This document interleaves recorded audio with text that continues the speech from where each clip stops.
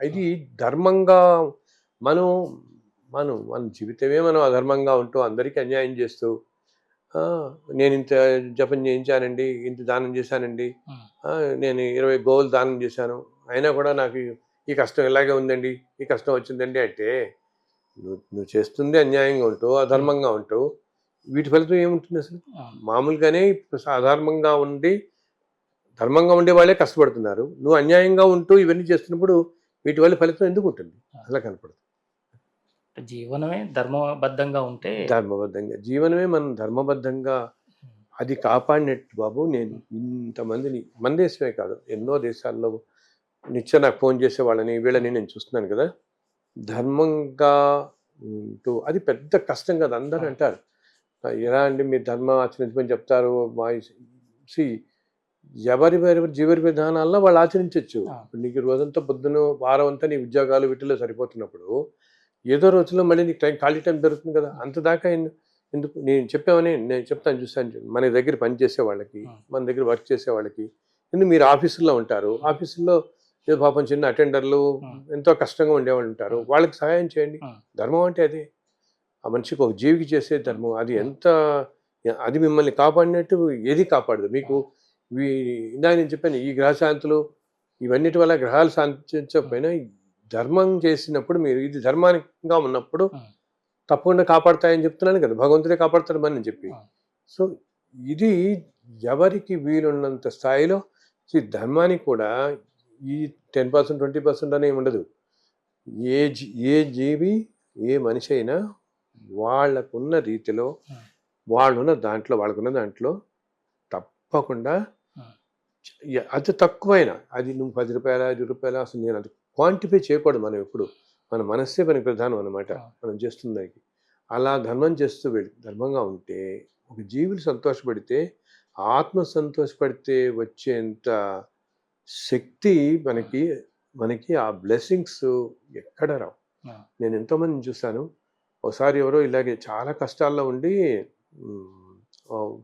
ఏదో గుడికి వెళ్ళి దేవుడి తిరిగి నమస్కారం పెట్టుకు వస్తాడనమాట. బయటకు వచ్చిన తర్వాత పాపం ఒక బిచ్చగాడు వారం రోజుల నుంచి తిండిది లేదు అతనికి. ఇతను పాపం వెంటనే తీసుకెళ్ళి అతనే ఆ రోజు అతను ఏంటి యాక్చువల్లీ తర్వాత ఆఫీస్లో ఏదో మీటింగ్ ఉంటుంది. వెళ్తూ ఓసారి దేవుడు గుడికి వెళ్ళొద్దామని మధ్యలో వచ్చాడు. కానీ ఇక్కడికి ఈ బిచ్చగాడిని చూడగానే అతను అర్థమైపోయింది. అతను పాపం ఇలాగే మొత్తుకున్నాడు. వారం రోజుల నుంచి నేనేమి తినలేదండి, నాకు అసలు నోట్లో మాట రావట్లేదు, కళ్ళు పడిపోయేలా ఉన్నాడు అనమాట. అక్కడ చూస్తే చాలా ఇంపార్టెంట్ మీటింగ్, ఇంకో అరగంటలో ఆఫీస్లో ఉండాలి అక్కడ నువ్వు. అప్పుడు వెంటనే ఏం చేస్తాడు, ఆఫీస్కి ఫోన్ చేసి చెప్తాడు ఈ మీటింగ్ ఇప్పుడు కాదు, రాత్రి 9 గంటలకు పెట్టుకుంటాం, వాళ్ళందరినీ రమ్మనమనండి అని చెప్తాడు. అప్పుడు వాళ్ళల్లో ఎవరో విసుక్కుంటారు, కాస్త విసుక్కుంటే ఏదో చెప్తాడు నెమ్మదిగా, సారీ క్షమించండి నాకు ఇంకేదో పని వచ్చింది ఇలా అని చెప్పకుండా ఏదో నాకు పని వచ్చింది అని అంటే వాళ్ళు ఇన్ఫాక్ట్ ఏంటి ఆ మీటింగ్లో 2-3 వీళ్ళకి సుపీరియర్స్ అనమాట, ఈయనకంటే పెద్దవాళ్ళు, ఇన్ఫాక్ట్ చాలా మేనేజర్ పొజిషన్స్లో ఉన్నవాళ్ళు. వాళ్ళకి ఈయన వేరే చెప్పుకుంటాడు, ఇక్కడ ఏదో మతం ఇంకేదో అవసరం వచ్చిందండి, అర్జెంటుగా నేను వెళ్ళాల్సి వస్తుంది అర్జెంట్కి అని అంటే కూడా వాళ్ళు విసుక్కుని గట్టిగా తిట్టినా కూడా అన్నిటికీ భరిస్తాడు. ఇతను భరించి ఇతను ఏం చేస్తాడు, ఇందా చెప్పాను అడిగిన వాడు అన్నాడు చూస్తారు పాపం, ఆ అభాగ్యుడిని దగ్గరలో ఉన్న హోటల్ తీసుకెళ్ళి అతని చక్కగా భోజనం అన్ని పెట్టించి అండ్ పళ్ళు అనమాట, నిజంగా జరిగింది నేను చెప్తాను, ఒక 4-5 కిలోల పళ్ళు కొనిపెట్టి, బ్రెడ్ కొనిపెట్టి, ఇంకేమో బిస్కెట్ ప్యాకెట్స్ అన్ని కొనిపెట్టి అతనికి ఒక బ్యాగ్ కొట్టి బ్యాగ్లో అన్ని అవి వేసి దాంతోపాటు ఒక 1000 రూపాయలు ఎంతో 500-1000 రూపాయలు అతని చేతిలో పెట్టి అప్పుడు ఇదంతా అయ్యేటప్పటికి 8-8:30 అవుతుంది, అప్పుడు వెళ్తాడు మీటింగ్ అనమాట.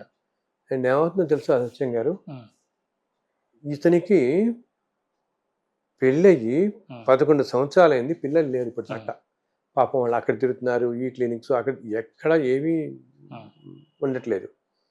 ఇది జరిగి ఆ మనిషి ఎంత సంతోషిస్తుందంటే ఆ సోలు ఆత్మ ఉమ్, అసలు తింటుంటే అన్ని రోజుల నుంచి భోజనం లేకపోయేటప్పటికీ అతని ఆ ఆకలి తీరుతుంటే అతని కళ్ళంబడి నీళ్ళు ఇలా కారిపోయాయి. ఉమ్, ఆ తింటున్న అతనికి ఆ ఆ కన్నీళ్ళు ఇతనికి ఎంత ఆశీస్సులుగా పనిచేశాయంటే, ఉమ్, ఇది జరిగి వెళ్ళాడు మీటింగ్కి. ఆ రోజు ఉమ్, మీటింగ్లో వాళ్ళు కాస్త విసుక్కున్నారు. ఏమీ అనలేదు, సంయమనంగా ఉన్నాడు, పూర్తి సంయమనంగా ఉన్నాడు. మీటింగ్ అంతా అయిపోయాడు. 4వ రోజే ఉమ్, వాళ్ళ భార్య గర్భవతి అయినట్టు కన్ఫర్మ్ అవుతుంది. ఉమ్, చూసారా, బ్లెస్సింగ్స్ మనుషులవి ఎంత పని చేస్తాయంటే ఉమ్, అంత చక్కగా పనిచేస్తాయి. ఆ జీవితం అనమాట. ఆ తర్వాత కొన్నాళ్ళకే 4వ రోజు కొన్నాళ్ళకే ఆ భార్య కన్సీవ్ అవుతుంది. ఉమ్, చక్కటి పిల్లాడు పుడతాడు. అంటే ధర్మం అనేది ఇది ఇది- తేలికే కదా, ఇదేమైనా కష్టమా? ఆ. ఓ మనిషికి సఫర్ అవుతున్న మనుషులకి, జీవులకి ఇన్ని కోట్లాది ప్రపంచంలో ఉన్న ఇంత కోట్ల మంది మనుషులు రకరకాల జీవన విధానం మనకి ఈ మాత్రం ఇచ్చాడు. ఈ మాత్రం లేని వాళ్ళు ఎంతమంది మనం తలాలేసి చూస్తుంటాం. వీళ్ళందరూ జీవులే కదా. మన జీవితం కూడా ఒక రోజు అలా గడిచిందో మనకేం తెలుసు? ఏ జన్మలో మనం అలా గడిచాము, ముందు ఏ జన్మల్లో మనం అటువంటి. ఇప్పుడు ఈ జన్మలో మనం బాగున్నాము అంటే ఇంకా వచ్చే అన్ని జన్మలో ఇంత బ్రహ్మాండంగా ఉంటామని కూడా తెలియదు మనకి. అదే. మన ప్రతి మనిషి ఏమనుకుంటాడంటే నేను ఈ జన్మలో చాలా బాగున్నాను, నాకు ఇల్లు ఉంది, ఇది ఉంది, నా జీవితం ఇలా గడుస్తుంది. ఈ జీవితం ఇలా గడుస్తుంది కరెక్టే. ముందు జన్మలు ఎలా గడిస్తే మనకు తెలియదు. ఈ జన్మ ఎందుకు ఇలా గడుస్తుంది? నువ్వు ఇంత ముందు జన్మలో చేసుకున్న పాపుణ్యాల్లో పుణ్యఫలం ఏదో ఇప్పుడు అనుభవిస్తున్నావు నువ్వు. సో పాపఫలం మేము వచ్చే జన్మలో పాపఫలం అనుభవిస్తామేమో, వచ్చే జన్మలో వాళ్ళేగానే వచ్చు మనం కూడా. అదే కదా, ఇది ప్రతి మనిషి గ్రహించాలన్నమాట. ఈ రోజు నేను ఉన్నానంటే ఇది ఎంత బ్లెస్సింగు.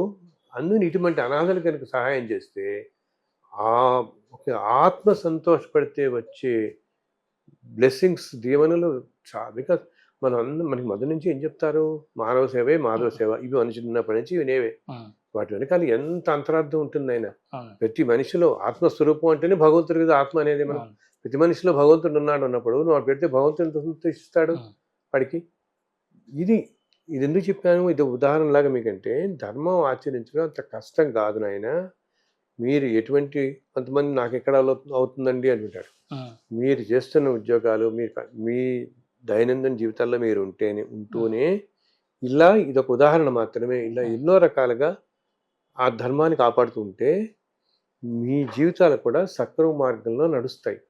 గబుక్కుని ఏదైనా ఆటుపోట్లు ప్రారంభ క్రమంలో వచ్చినా దానికి తట్టుకునే శక్తి, ఒక సంవత్సరంలో పడాల్సిన బాధ 4 నెలలకే మనం తగ్గుతుంది, పడతాం.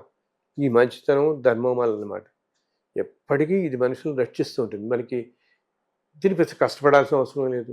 అది అతి తేలికగా ఏదో ఊళ్ళో ఎక్కడికో వెళ్ళావు, దానికి ఏదో 4 రోజులు లీవ్ పెట్టి చేయాల్సిన ఏమీ లేదు. కంటి ఎదురకుండా నువ్వు చేయగలిగిన పనులు ఇవన్నీ.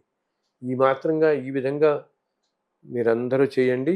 అతి తేలిక విధంగా చక్కగా, ఎంత తేలిక చేయటం.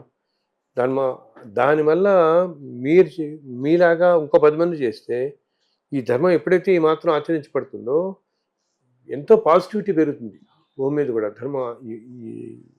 ఈ భూమి మీద, ఈ సమాజంలో ఎంతో పాజిటివిటీ వస్తుంది. దానివల్ల నలుగురు సుఖంగా జీవిస్తారు.